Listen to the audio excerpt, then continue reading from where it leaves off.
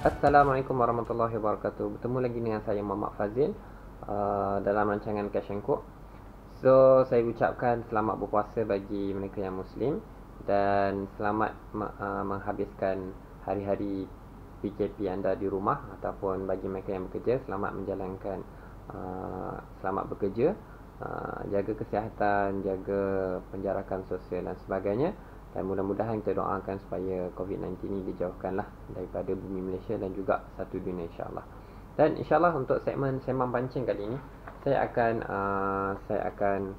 ceritakan tentang teknik pemilihan gewang yang betul.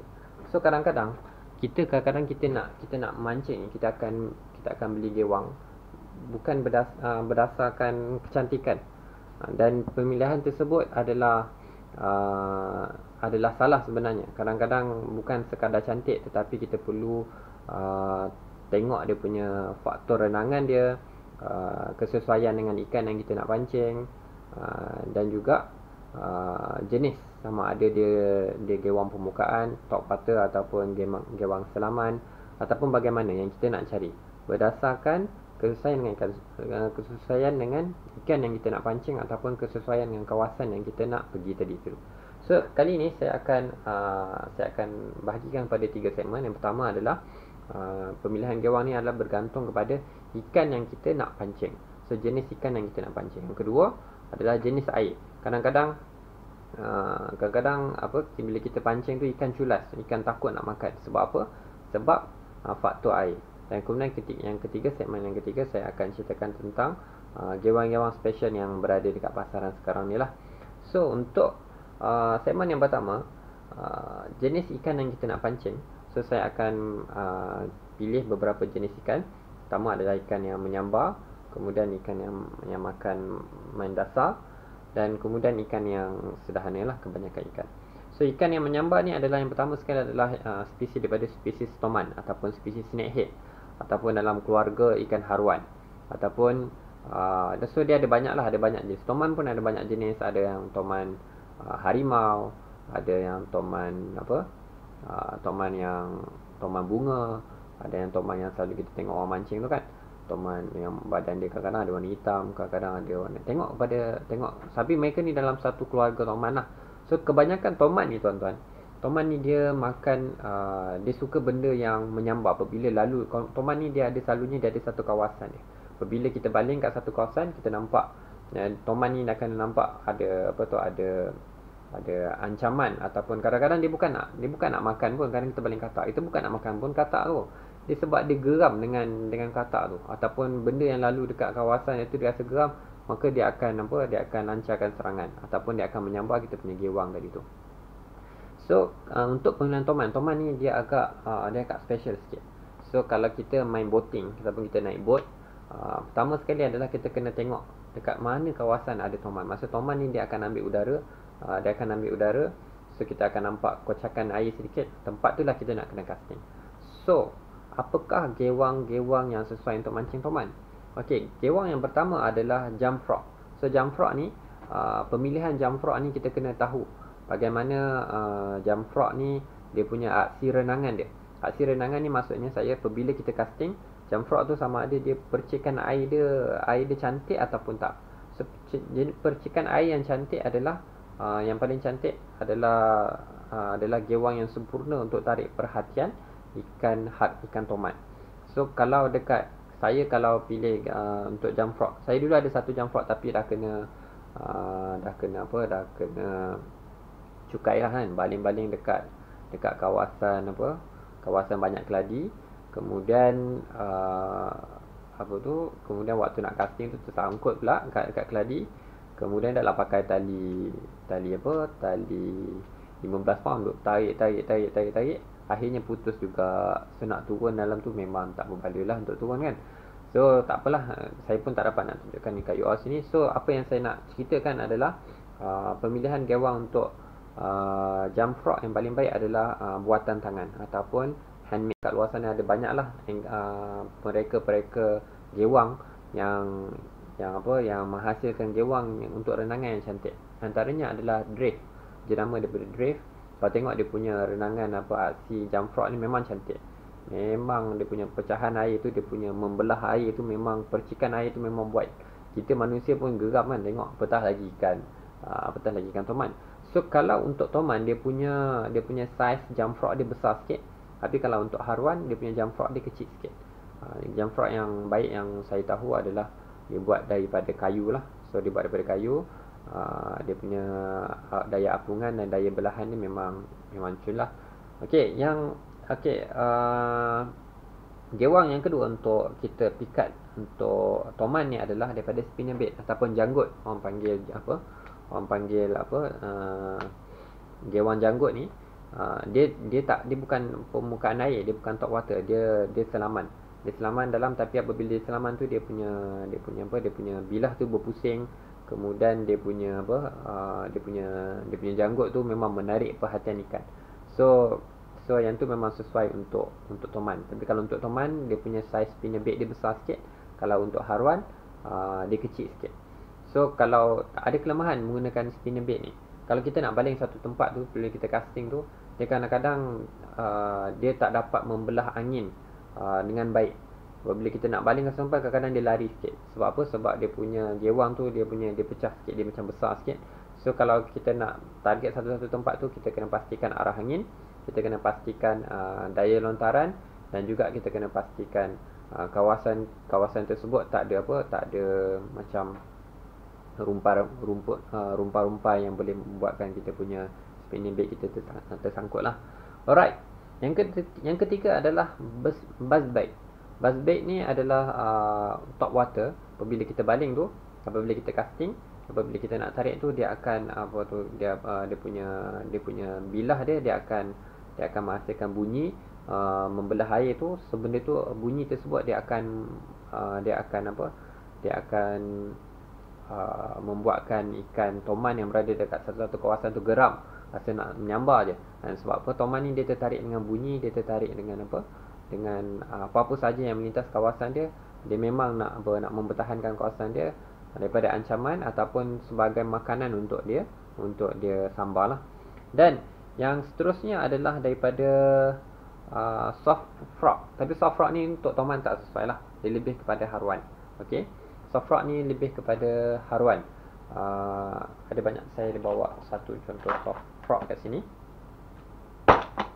Okey, ini soft frog daripada EXP. Okey, kalau you all tengok, so soft frog ni dia dekat belakang dia ada spinner ataupun dia ada bilah spinner ni. So bila kita casting, dia akan jalan, dan pada masa yang sama spinner ni akan berpusing dan akan menarik perhatian haruan dekat kawasan tersebut lah. So ESP ni antara soft rock yang bagus. Dan kemudian lagi satu jenama drift juga bagus. Dia tak berapa berat sangat, dia anggaran dalam 5 gram ke 7 gram. So sebenarnya sesuai lah untuk memancing haruan. Kalau you all tengok angler-angler dekat Indonesia juga banyak menggunakan soft rock. So lagi satu jenis soft rock adalah yang ada echo ni. So ini pun soft rock juga. Dia ada echo juga. So yang ni dibuat daripada plastik, dan juga dia ada dua mata dekat belakang ni. So dia mengelakkan tersangkut daripada pokok-pokok lah. Alright. Yang ni untuk soft rock untuk memancing haruan yang ada dalam koleksi saya lah. Okay guys, ikan kedua yang saya pilih untuk edisi sembang pancing kita adalah daripada spesies sebarau. So sebarau ni adalah spesies ikan yang makan top water ataupun dia menyambar secara menyambar, dan kebanyakan angler akan menggunakan gewang permukaan lah ataupun gewang top water. So gewang yang popular untuk menangkap sebarau ni adalah daripada gewang jenis popper. So popper ni dia mulut dia besar. So popper ni mulut dia besar. Apabila kita casting, cara casting dia, cara main dia adalah kita casting, kemudian kita henjut sekali, kemudian kita henjut bagi setiap kali henjut tu dia akan pecahkan air, dan benda tu situasi tersebut akan menarik ikan sebarau lah untuk menyambar. Dan kemudian angler juga ada gunakan jenis pencil ataupun pencil ni jenis pencil walk the dog. Maksudnya dia bila kita tarik dia, kita casting, kita baling, kemudian kita tarik dan gewang tadi tu dia akan buat percikan air secara ke kiri dan ke kanan, ke kanan, ke kiri, ke kanan, dan seterusnya. Pergerakan tersebut membuatkan sebarau geram untuk menyambar kita punya gewang kita lah.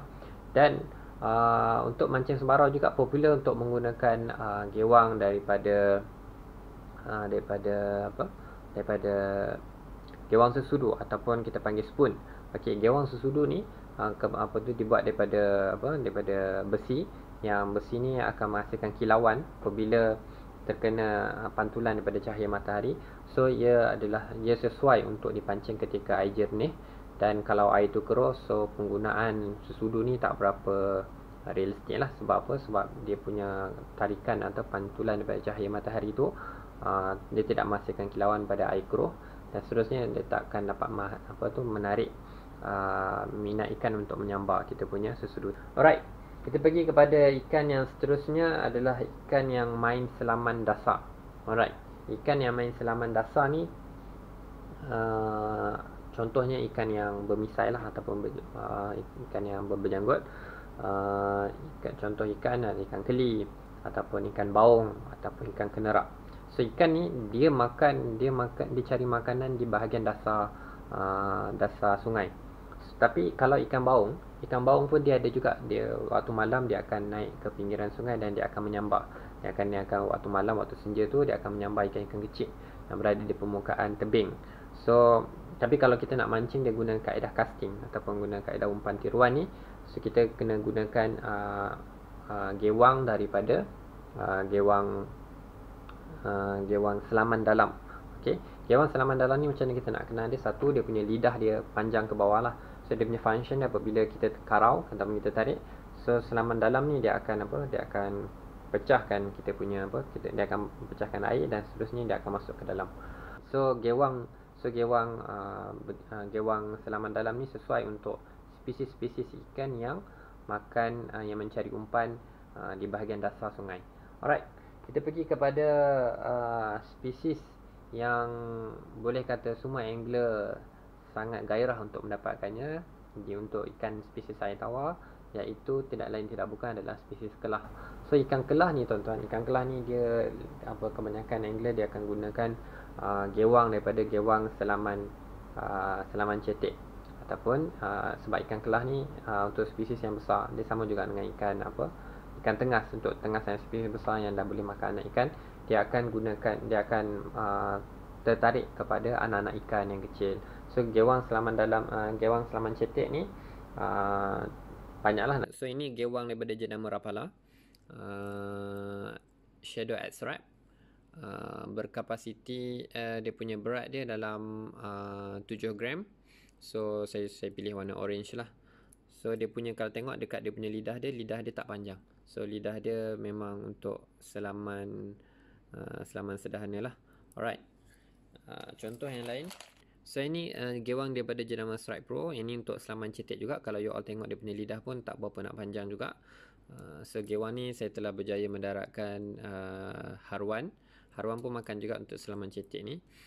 Kemudian ikan sebarau pun dapat juga, walaupun sebarau makan top water, tapi kalau gewang ni lalu kat tempat dia memang dapat lah. Memang dia sambar lah. So yang ni pun kalau you tengok dia punya beza lidah dia ada yang melebar dan ada yang lurus. So beza lidah dia lebar atau lurus ni adalah dia punya aksi renangan dia. Sama ada aksi renangan dia lagi lebar ke, lagi kurus ke. Tapi kalau yang panjang, lidah yang panjang ke bawah, yang tu adalah aksi selaman dia, sama ada dalam ataupun cetek. Alright, saya tak tahu apa nama dia, dekat pasaran yang ada nama istilah dia, tapi dibuat daripada besi. So berat dia agak berat, dia dalam 9 gram macam tu. So kalau kita casting tu memang short lah, boleh balik buat long casting. Dan juga dia dekat belakang, dekat ekor dia pun ada bilah kipas ni. So bilah ni lah yang akan berpusing dan akan menghasilkan kilauan yang akan menarik ikan kecil, sebab dia kecil je, dan dia sesuai untuk kebanyakan tempat lah. Untuk main air arus laju, ataupun untuk pancing tengas, ataupun ikan-ikan yang sederhana kecil. Yang ni lagi satu yang saya baru beli juga. So saya suka menggunakan warna putih dan merah. Sebab apa? Saya tak tahulah. Kebanyakan ikan dia memang suka menyambar gewang-gewang yang daripada warna putih dan merah. So untuk gewang ni, dia solid metal, dibuat daripada solid metal, dia kecil sahaja. So kadang-kadang bila kita umpan yang kecil ni, salah satu kelemahan dia adalah dia punya berat dia adalah ringan. So apa yang pakar profesional ikan di luar sana, dia menghasilkan satu gewang yang dibuat daripada besi. So daripada saiz yang kecil juga, tapi kita boleh buat long cast. Okey, ni lagi satu gewang untuk selaman cetek juga. Dia daripada soft plastik. So kalau you all tengok kat depan dia ni, yang ni pemberat dia dekat dalam kepala dia ni. So bila dia bergerak dalam air, so ekor dia ni lah yang akan menghasilkan libasan ataupun membuat ikan tertarik lah untuk menyambar dia. So yang ni memang sesuai untuk pancing ikan-ikan yang sederhana kecil, ataupun ikan tengas, ataupun baby kelah macam tu lah.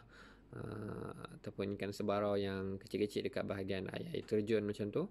So yang ni sangat bagus sebab satu, dia menyerupai ikan. Yang kedua, dia agak berat dalam 9 gram. So kita boleh buat lontaran jauh. Dan yang ketiga, dia lembut lah, dia daripada soft plastik. Okay guys, sebenarnya saya nak cerita panjang lagi berkenaan dengan pemilihan gewang ni. Yang pertama tadi yang saya ceritakan berdasarkan tentang spesies ikan yang kita nak pancing. Kemudian berdasarkan faktor air, sama ada air tu jernih ataupun air tu keruh, ataupun laju ataupun tenang, dekat sungai ataupun dekat tasik dan sebagainya. Kemudian last sekali saya ada cerita tadi nak bagi tahu tentang gewang-gewang special yang dihasilkan dekat pasaran luar sana. Tapi memandangkan masa pun dah semakin suntuk, so saya insyaAllah saya akan cuba buat next video dan next edition. So jangan lupa subscribe. Terima kasih kerana menonton. Fazil Anggila.